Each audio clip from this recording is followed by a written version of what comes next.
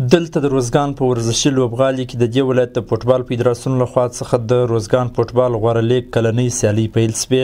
د دې ولایت د فوټبال فدراسیون مسؤلین وایي دغه 21 ورځنۍ سیالۍ د 7 رسمي لوبډلو ترمنځ ترسره کیږي چې هدف یې د افغانستان په سطحه لوبو ته د غوره لوبغاړو پیژندنه ده. غوره لیګ چې د روزګان په سطحه باندې راپیلیږي، نن یې د لومړۍ لوبه شروع کیږي د دې ټورنمنټ، او په دغه ټورنمنټ کې غوره لوبډلې ګډون لري. دغه لیګ به تقریبا 21 ورځې دوام وکړي چې هره لوبډله به یو د بل په وړاندې لوبه ترسره کړي، او د دې لوبو لومړی مقام ګټونکي به د زون په سیالیو کې ګډون کوي. په ورته وخت کې هغه لوبغاړي چې په یادو سیالیو کې ګډون کړي دي زیات خوشحاله دي او زیاتوي چې دغه ډول لوبې کولی شي د فوټبال برخه کې د دوی تجربې زیاته کړي. دغه لوبغاړي د دولت او ملي تجارانو څخه د روزونکو او میدانونو د جوړېدو غوښتنه کوي. تقریبا 21 ورځې دوام کوي. زموږ غوښتنه دا ده چې موږ ته ټورنمنټونه جوړ شي. دغه جمنازیم چې جوړ شوی دی لږ کار پاتې دی.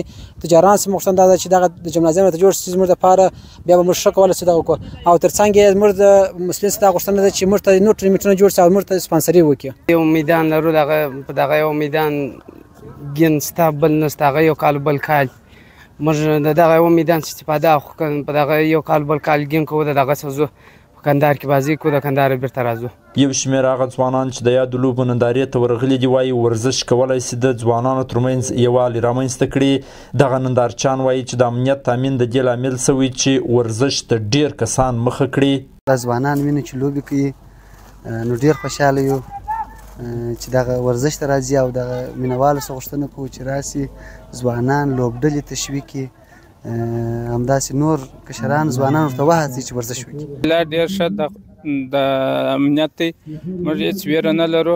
د خپل ولس ته دا ډاډ ورکوو چې په د ښه امنیت لاندې خپل ژوند وکړي. ورزشي لوبې د ځوانانو دپاره ډېر اړین دي، ډېر مهم دي، ځکه که موږ تاسو وګورو که چیرې ځوانانو ته دا ډول لوبې برابرې نه سي، ځوانان په ډول ډول نشو باندې ډول ډول فکرو باندې دغه کېږي، اخته کېږي.